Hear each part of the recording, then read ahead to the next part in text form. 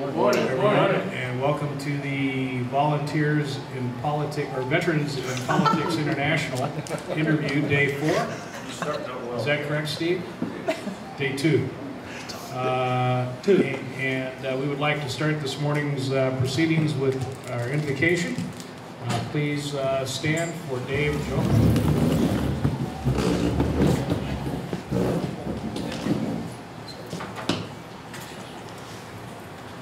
Thank you for all standing. And please join me.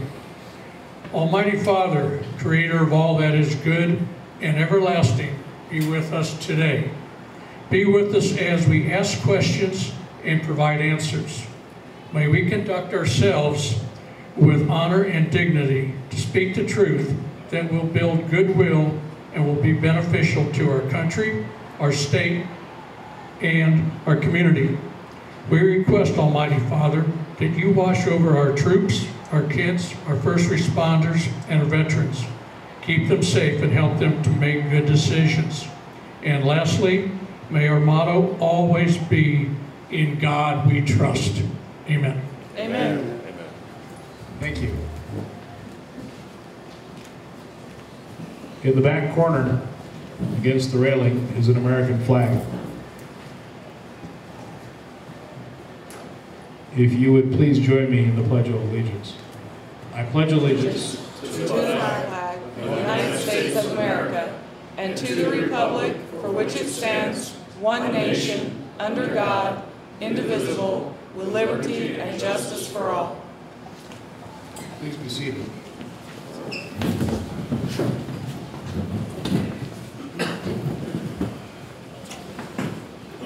Olga Sisolak, where are you? Olga? Olga was our door host this morning. Thank you very much. My name is Bob Beers. I'm a member of the Las Vegas City Council.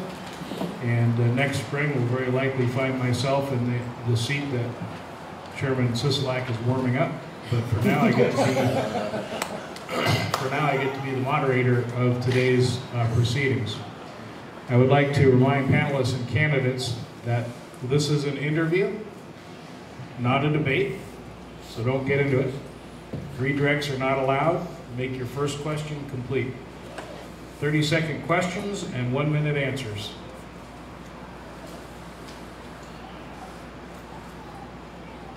Each of our panelists are going to be allowed one question per interview. The question will be directed at one candidate unless the question can be answered by a yes or no, in which case all candidates will have an opportunity. Of course, our first interview is with only one candidate, so that will change the context a little bit. Panelists will have 30 seconds to pose their questions. Interviewees will get 1 minute to respond, and if time permits, we will take questions from the audience when our panel members are done. I'd like to introduce our panel members today. Cindy Lake is a political activist.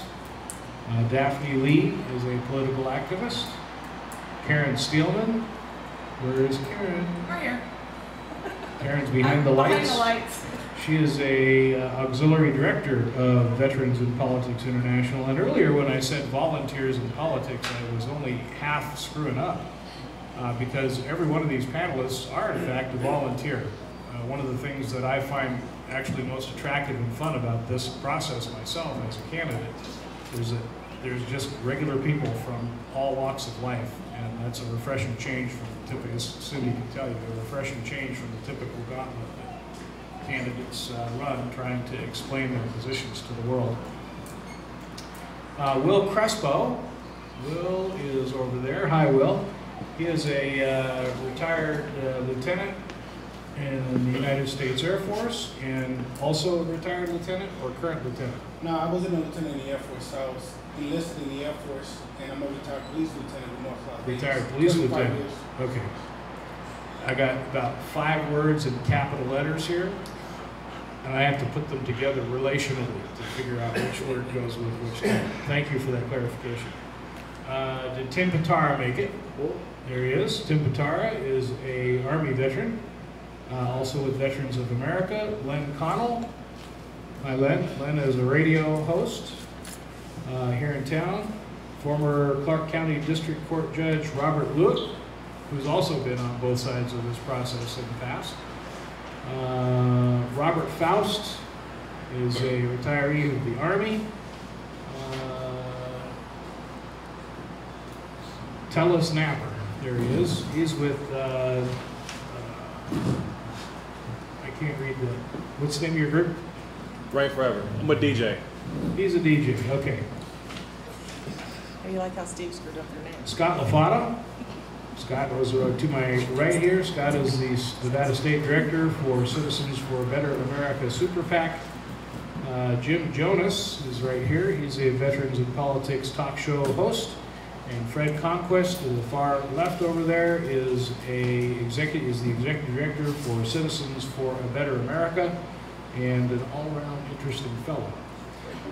So that rounds out our panel members today. I'd like to once again thank each of you panel members for devoting an entire day for many of you.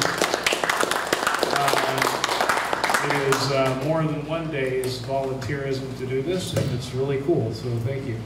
Our sponsors today, Scott Gormley is the owner here of the Rhythm Kitchen and Bar. We're located at Decatur and Sunset, plus or minus a block and a half. If you want to come down there and you're watching on the internet, please feel free to come down. We do have a secure roof over our shoulders, so we are not wet. Q Foundations, Brent Jones, owner of Real Water, George Carson, owner of alltalkradio.net, Kevin Wall, Battleborn Radio, and a number of other sponsors. Thank you all for giving of your time and resources in order to make today happen. Okay, so this brings us to our first scheduled interview in County Commission seat District A. We have only one of the candidates who has filed for office has turned out this morning. That is Steve Sisolak. He is the incumbent.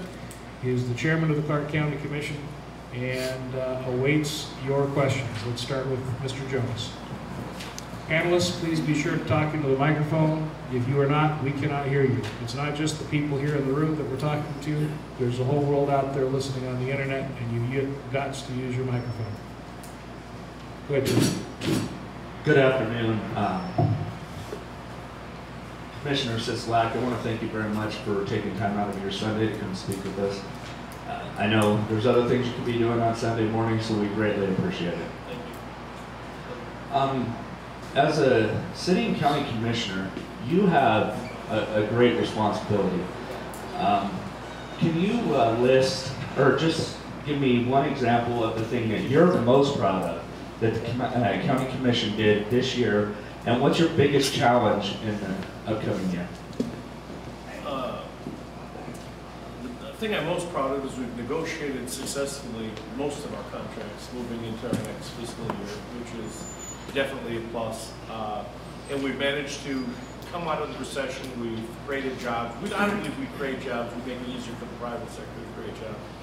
We've assisted, I think, in the creation of private sector jobs and put some of our people back to work. We've at least subdued the layoffs that we had in the county. I think the most difficult thing we have moving forward is our revenue went up very, very slightly. 0.2%. Property tax went up, which is minuscule. And there's so many demands on very limited resources. You turn your microphone on? I don't think your microphone on. Yeah. Sorry about that. There you go. Oh, there you go. Okay. So, you want me to start over? Yeah. Okay. You want to ask the question again? Yeah. You want to start over? Yeah, start over. Take two. All right. So again, thank you for coming this afternoon. I know this morning. I know there's things you could.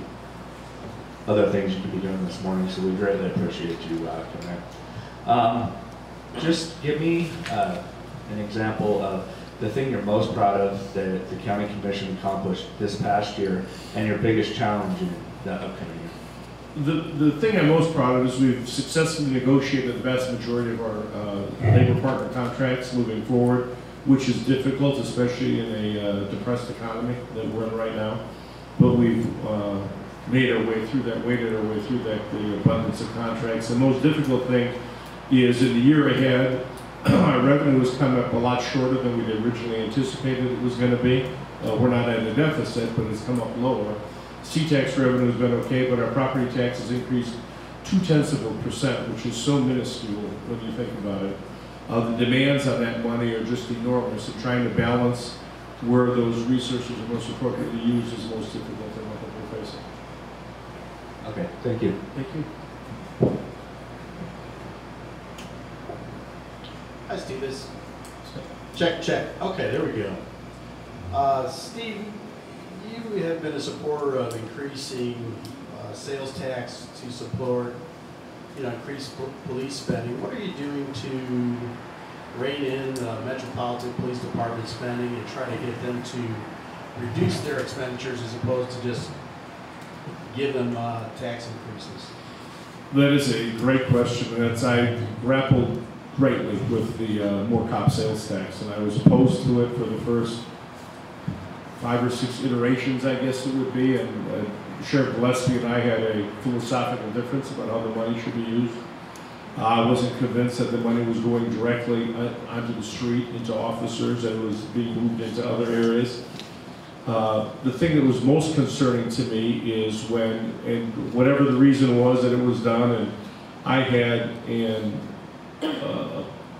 I can't tell you how many complaints we got when the sheriff stopped responding to car accidents. It was unbelievable. My own mother, I mean, you get somebody that's in their 80s or 90s that gets in a car accident, they don't want to get out of the car and exchange information and try to make it work without any law enforcement there. And I pleaded with the sheriff too. He said, I can't do it, I'm short of people. So when Sheriff Lombardo came on board, I said, what can we do to respond to that? And we worked through I guess what I call it a compromise, and instead of 0.15, we went to 0.05, and he'd agreed to start responding to traffic accidents again. And that was my major motivation, whether that was a good enough justification, but it was that important for me to get people responding again to traffic accidents for our everyday citizens, that was the reason for it. I do sit on fiscal affairs. I'm very familiar with the sheriff's budget and how money is spent.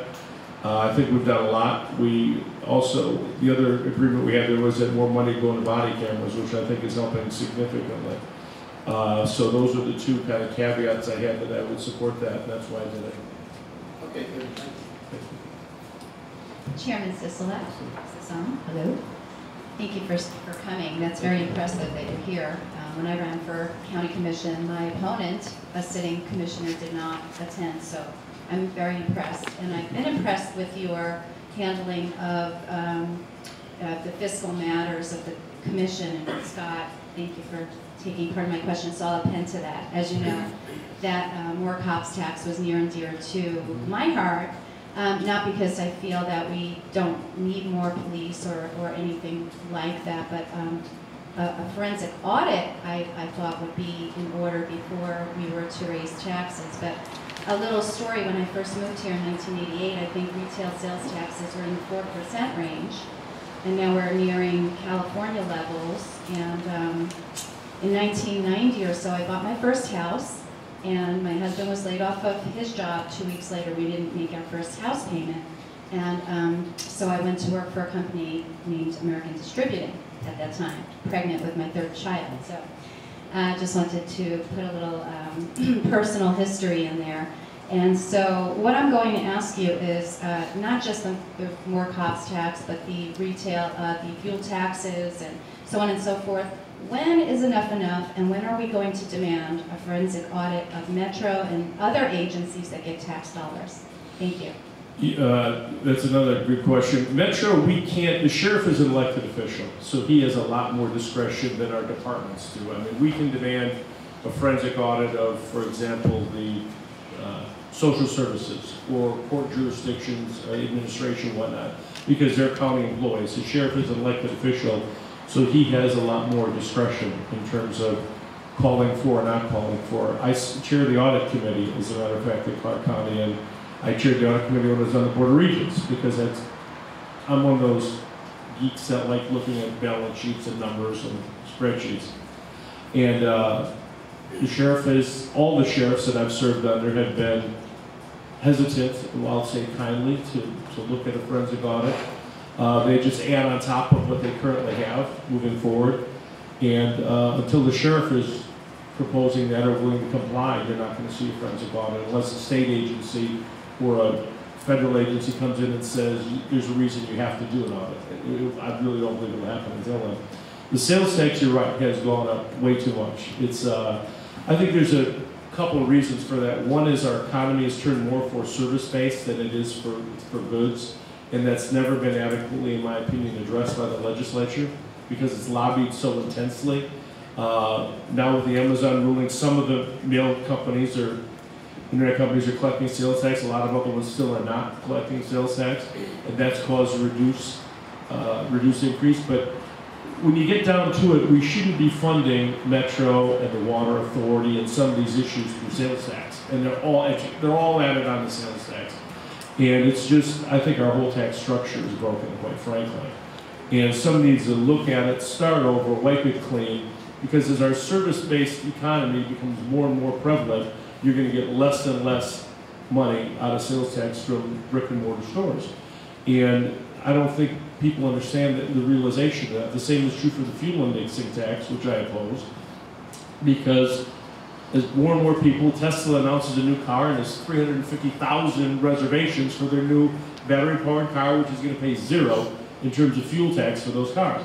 So all these bonds, these billion-dollar bonds that have been sold to build these roads, you got to service that debt. So somebody's got to come up with another way. And we seem to be reactive as opposed to proactive when it comes to finding those revenue streams. So I would rather adjust the whole sales tax issue. Thank you, son. Thank you. Good morning, Mr. Sisolak, Councilman Sisolak. Steve is better for I prefer Steve at Sunday. So Thank you very much. My question would be more with Jim Mafadas regarding the investigation of what they call fender benders and then minor accidents in parking lots, private property where police don't respond. Wouldn't it be a good thing if the insurance companies were to come in and take that responsibility on where there's no injuries or there's private parking lots? It would be a good way, and in fact, if you're in a commercial vehicle like a limo or a cab or one of the sedans, they do send a private investigation service out to do the report and so forth and so on. And I would be supportive of that. The problem is when you get into no Metro, it's a he said, she said, and I can tell you in dealing with, I've got young kids, not young kids, but I'm older, so 24 and 27 aren't young, but they're adults. They can handle it, but when you get somebody that's intimidated by a couple of young guys in a car, big guys get out, you got a little lady here that's in her 80s, that's tough. So somebody's got to respond. Somebody's got to be the mediator there to make sure that it's safe. However you do it, if there was a way you could get a private agency to respond to that, that would be great. I think that would be better, and money would be better spent that Metro do it, but you not do it with commissioned officers. Frankly, because commissioned officers, you're starting at, without benefits, you're at 80. With benefits, you're at about 125, 130,000 a piece. You could do that more with cadets, quite frankly, that are, just coming up through the ranks, and they spend a couple of years as cadets, and they respond to those things and get some hands-on experience, and then they go into the academy and move forward. So I would rather do it with a division of Metro that is not commissioned officers. That would seem like it would be more cost-effective. Thank you. Hello.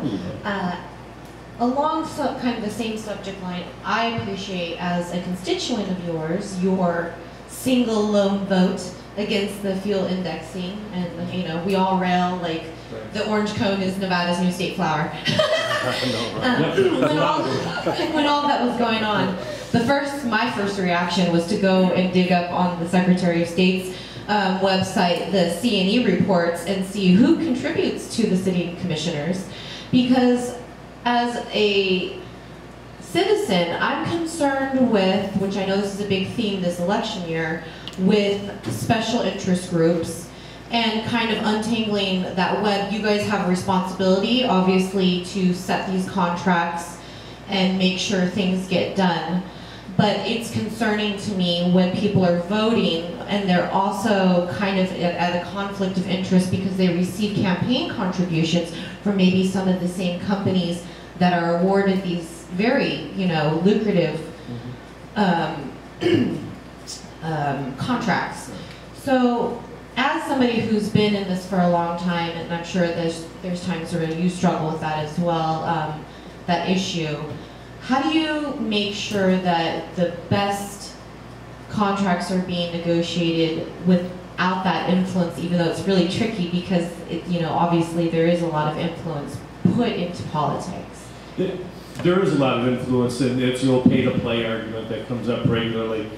Everybody running for office takes campaign contributions. It's a necessary evil, I guess, if that's what you want to call it, to be viable. I mean, the campaigns have got so expensive. It's ridiculous. TV time and mailing and so forth and so on, and those signs, I mean, it's nuts what you have to spend. I solicit and take a lot of campaign contributions, and I don't care if they give me, a lot of people give me campaign contributions, and they sure don't give them to me anymore after I've made a vote, and that's how you have to kind of look at it going through. It's the same with an endorsement. It doesn't guarantee you if it's a labor group or something along those lines that you're always going to support their issues. We're governed very, very closely by state law, NRS, when it comes to awarding most of those contracts, that you have to have a responsible bid come in, and there you get into very questionable what makes a bidder responsible and what doesn't, and I've seen about everything. And since I've been on the commission for 7 years, we've had the bid has to come in a sealed envelope, and one time it came in and the seal wasn't licked and shut. So somebody protested that bid. And another time the bid had to be in by 12 o'clock. Well, it came in by 12, but it was before 12:01, but after 12. It was like 12 and 10 seconds. And did that count, or did that not count? And because you're right, there's millions of dollars at stake in all of these. I think each individual has to judge it on their own, that, you know, they, whether they can vote or not vote. The acceptance of campaign contributions can't be a disqualifying factor because nobody can be voting, quite frankly, if we did that. But I think ultimately what happens then is it's up to the voters to decide if it was too influential, and that made a difference. But the biggest thing I have in awarding of those contracts, and I think we need to do more of it at the legislative level, and I've grappled with this and I still struggle with this, to award contracts, whether it's for labor to build a road or to build a building or to buy a vehicle, to take those contracts out of state, to me, is really troubling. When we've got so many people in our community that aren't working, there's not, if we've got to buy 10 pickup trucks, they sell them over here on 215, right down from Gitching, and they sell them over those dealerships. We don't have to go to Utah to buy those trucks. And I think we need to do more to support our own local businesses, because this is where the tax revenues derive from. And we need to be more, I think, cognizant of that fact. Thank you. Thank you. So I'm a millennial voter, so my question is this. Given the current anti-establishment, anti-incumbent attitude of voters, why do you feel you should be reelected as the incumbent? I take my job very, very seriously. I put in a lot of time because I enjoy my job. I really like what I do. I think I do a good job. I know I don't make everybody happy, because when you get into these issues, the fuel tax, when you brought that up, I mean, I've got a lot of companies and architects and engineers that aren't supporting me now because they didn't support the fuel tax. So I voted what I think is best for my constituents, and in my conscience, I can always look in the mirror. My dad passed away 12 years ago now, and he gave me a good piece of advice. When I get up in the morning and look in the mirror to shave, if I don't like what I see, I have to change something. So I take that very, very seriously, and I take my job seriously. I try to do the best I possibly can. I work hard at it, and I think I do a good job representing not just my district, but also my county. Thank you. Good morning, Commissioner. Good morning. We thank you for your time. Certainly. Can you briefly explain to the panel what happened back in February as to why some 911 calls weren't answered by staff for 2 consecutive days? And was that 911 staffing issue resolved, and what was done to resolve that issue? I wish I could give you a better answer, and I'm going to give you what I know, but unfortunately I can't get much of an answer either in terms of what happened. There was a problem. We had an initial problem with the 911 center, which is down here to the east of us, and we planned a very intense remodel of that facility. We elevated the floor, you know, like up on a pedestal, and there's these big 2-foot by 2-foot plates. There's so much wire and cable and fiber going into that, that the best answer I can get, and I don't know if there's a reason, but there hasn't been a report issued in terms of what exactly happened. The best answer I've gotten is one individual somehow plugged something into the system which shorted basically everything out and caused a delay. Now the calls were immediately rerouted to our other centers because we have a joint operating agreement with whether it's Henderson, North Las Vegas, and whatnot, so the calls get sent out right away. It does cause a delay. I had one last week where somebody said they were had seen a DUI driver and called in and were on hold for 1 minute and 30 seconds, and that's just not acceptable. I mean, the national average is 10 to 12 seconds to respond to those calls. We need to do more to respond quickly, because when they showed that it was 40 calls that weren't answered or 60 calls, that's not the real number, because the one that I talked to the folks on, they called, and then they got another phone and called, and a neighbor called, and somebody else called, and everybody's on hold at the same time, and nobody's getting through. And I can't begin to imagine, and my heart goes out to the folks that went through that, because when you've got a loved one, or you're in a situation where you need emergency response immediately, you need it immediately. Last thing you want to be is on hold, and the minute probably seems like 2 hours when you're on the phone that long. The sheriff did do an analysis of it. He claims he has it under control right now, and hopefully it is under control, but the best it's been explained to me is some device was plugged in that kind of shorted up the system and caused all the calls to be redirected to another agency, and that's been rectified. Thank you. Commissioner Sisolak, there's over 2 million people here in the Las Vegas Valley, including the cities and the county area and so forth. And there's a lot of people with college degrees, a lot of people who are in business, a lot of people who have a lot of ideas. Does the county commission have a formal system where people could submit ideas, like a county idea center, that we could do, that things could be done to improve the delivery of county services, or get it cheaper and so forth? I mean, within 30 days, if you had such a thing, I could propose 10 or 12 ideas. And I have tried different things like expanding mediation for the courts, and we kind of run into stone wall. People get so set in doing things the old-fashioned way and just never get out of a rut.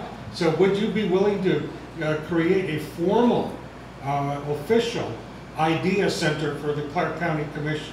That's an interesting concept. We tried that when we were going through our budget problems, our constraints, and we asked their employees for ideas and how we can save money. And unfortunately, the ideas, most of them that came forward were, you know, I don't want to say they were ridiculous, but they were ridiculous. Don't put soap in the washrooms, you know, don't have paper towels in the washrooms, let people bring their own. I mean, some of the stuff was absurd, you know, the ideas that came up that we just couldn't do.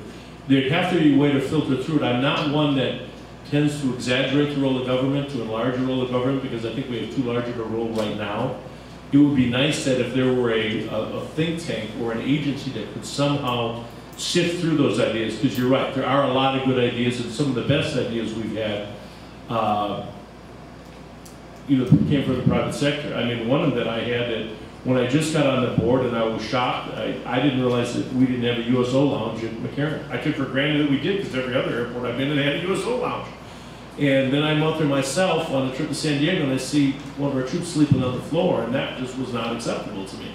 That came about as a result of somebody calling and telling me, we don't have a USO lounge at McCarran, and it gave me a chance to open the door. So I would be in favor of somebody, I'm a firm believer that, you know, 100 heads are better than one, you know.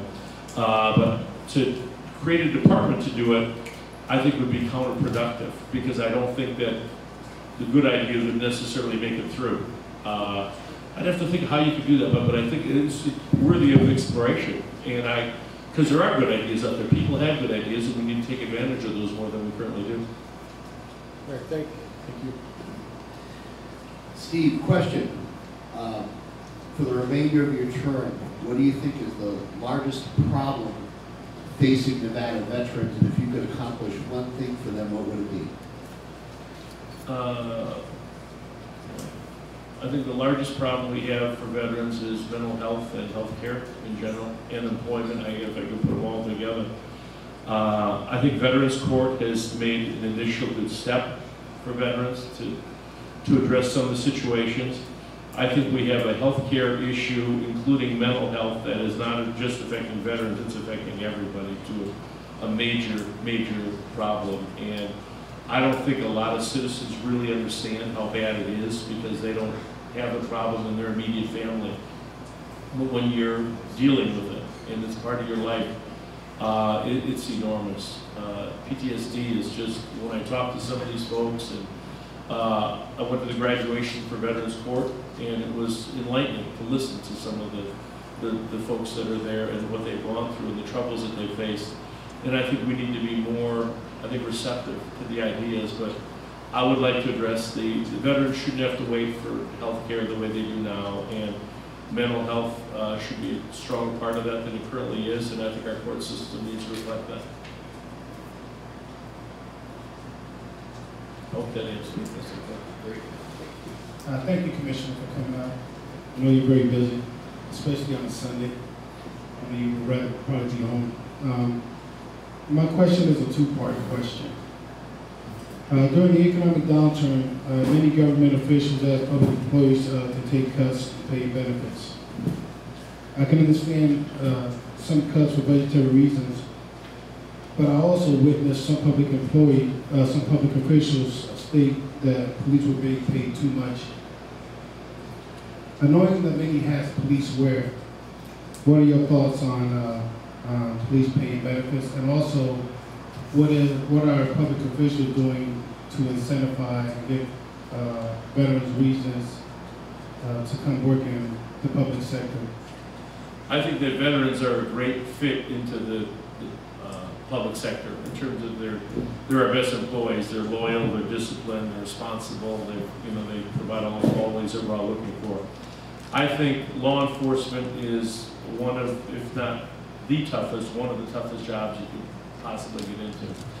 I still marvel at the fact every time I drive down the street, you see a car get pulled over, and the officer asks me, well, I've got a real problem with tinted windows, but don't get me going on these dark tinted windows, because they go up and they got to knock on the window, and they roll down that window, and you don't know what's going to be behind that window. When you respond to a DV call, and you don't know. And I've been to, thank goodness I haven't been to one in probably a year and a half, 2 years, but I've been to an awful lot of officer funerals, that were shot in the line of duty, killed in the line of duty. I think that the pay needs to be commensurate with the service that's provided, and I think it is. I think that the benefits are good. Retirement is very good. I think that some things, frankly, in the retirement system need to change. I'm supportive of very good retirement for employees, especially public response, our emergency responders. But I don't think that as a society, and people might not like this, that we can afford to have somebody when they're 20 years old get into either law enforcement or the fire department and retire at 45 with a full pension at 75% of their wages for the next 40 years, because life expectancy has increased so much. We have to get a handle on our public employee retirement system.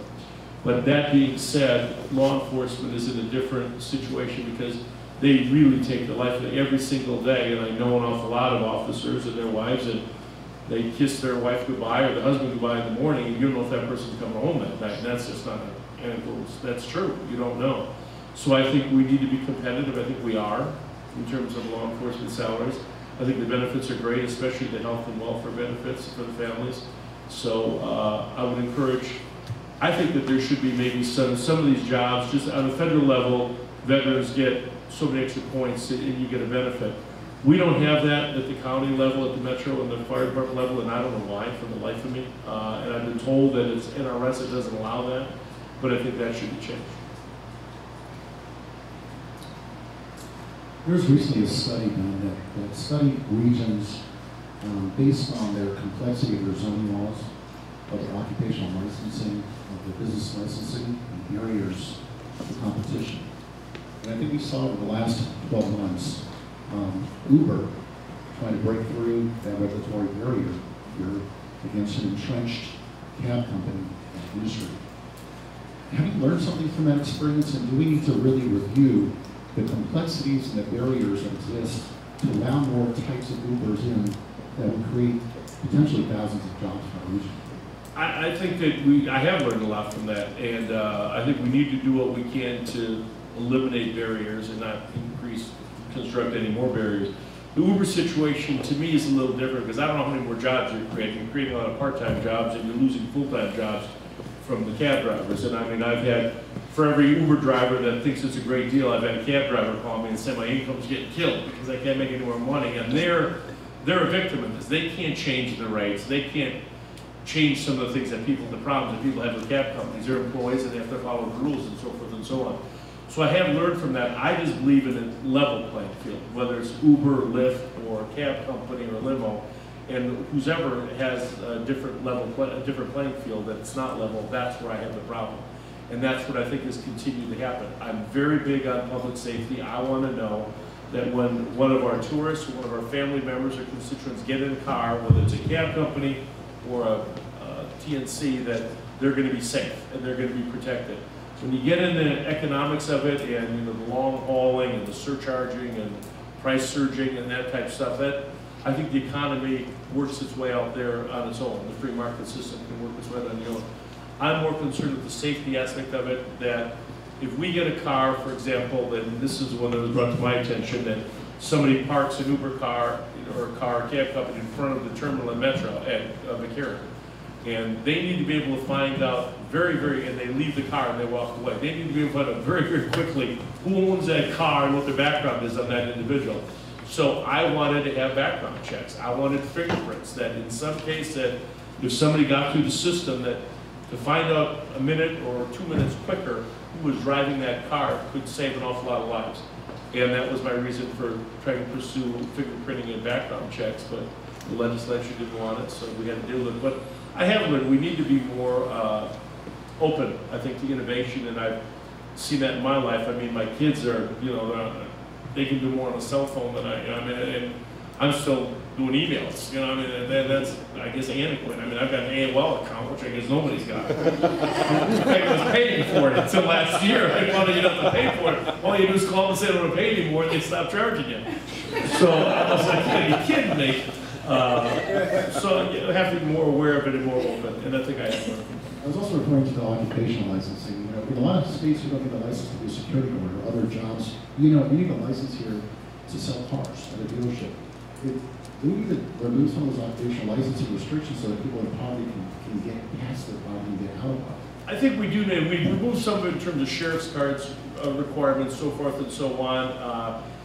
A lot of that is pressed by competitors that don't want that business to get in there, you're right, and I think that we need to do more of that. I think that you'd have to come up with a streamlining process so that they didn't have to go jump through all the various hoops to get that far, but it is difficult to get started in a business, you're right. I mean, you got to go for TAM cards and work cards and health cards, and this check and that check, and you get hired today and it seems like you can start in 3 weeks, so we need to try to reduce that, you're right.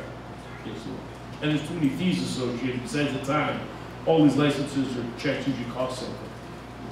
Yeah, Steve, the medical marijuana was passed 3 or 4 years ago, and it took forever to get regulations, and given all of the data that's come out for, say, the positive use of marijuana in for medical purposes, the commission sort of made it almost impossible for the average person to apply for a permit. When I checked, it was almost all the permits were given to people working for the law firms that are behind the political parties. To get a medical marijuana card now costs $300, and you got to take a month. And then you go to the dispensaries, and it's worse than a prescription in what you're buying. Yet they're all asking, well, we can sell marijuana to out-of-state people who have marijuana cards.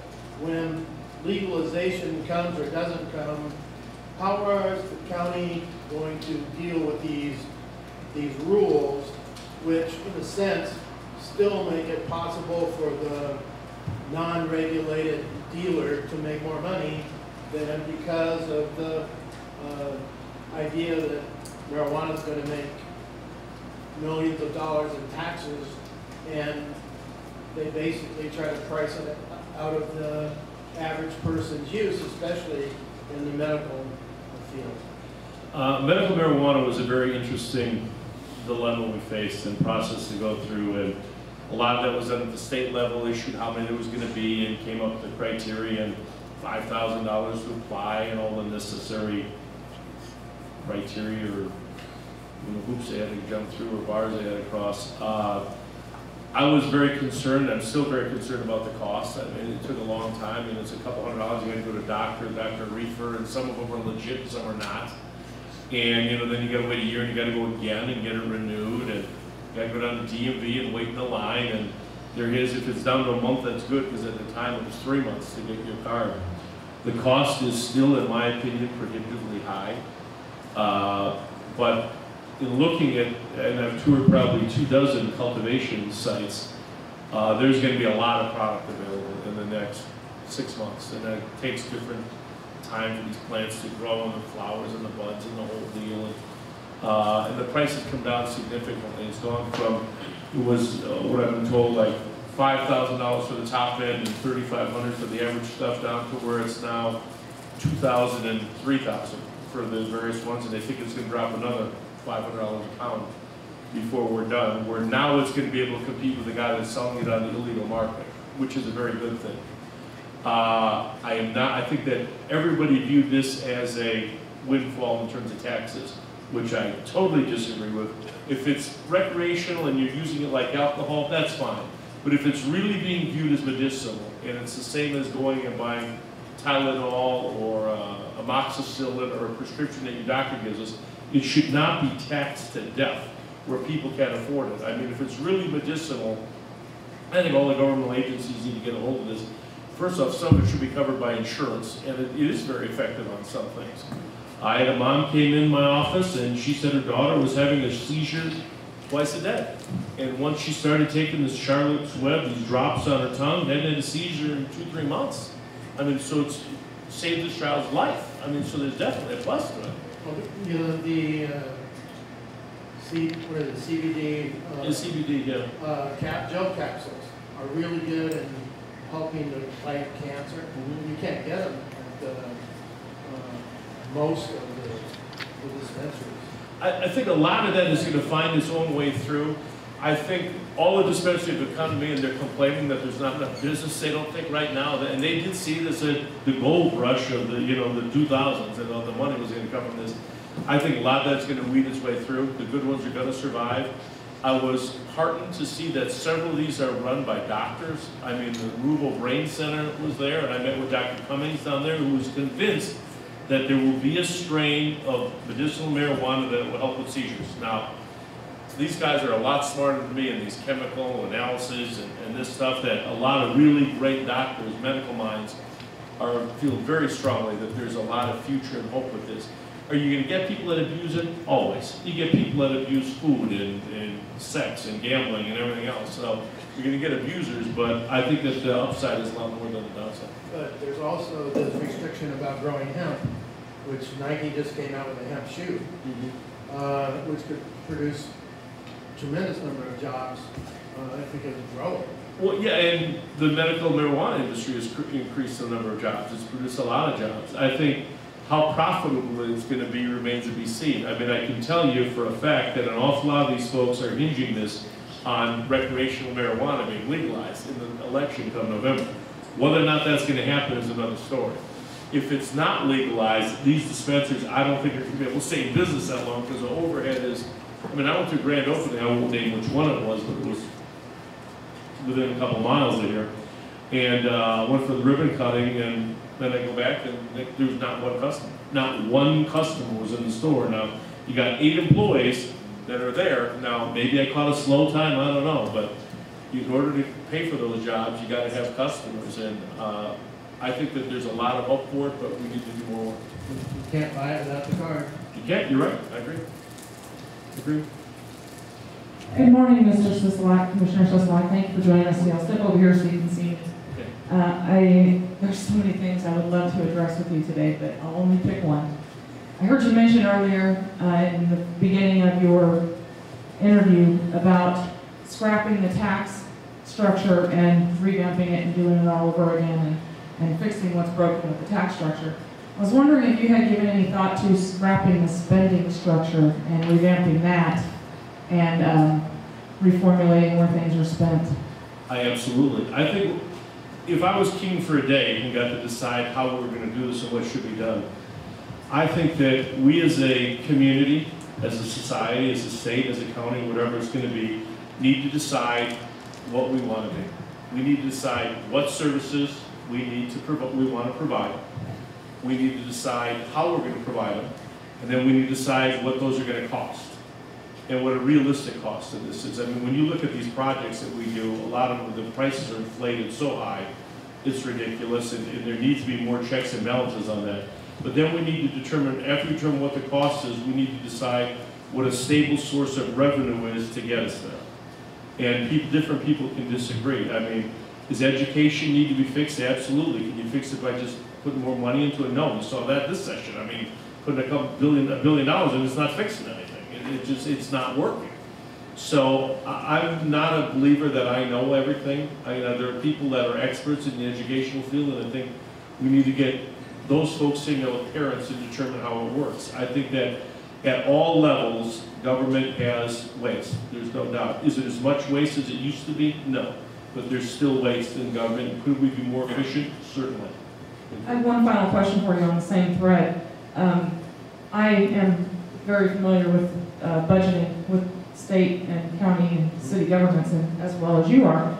And my personal opinion is we could cut spending 20% right off the top and never affect efficiency or salaries. What's your opinion on that? I don't know if you could cut it 20%, you could certainly cut it. You could certainly cut it. I mean, there's a lot of room. See, our budgets are, this is a long, I'm going to give you the short version of a very long answer. Budgets are based now that the department gets a budget, and next year they ask for so many % more than they got last year.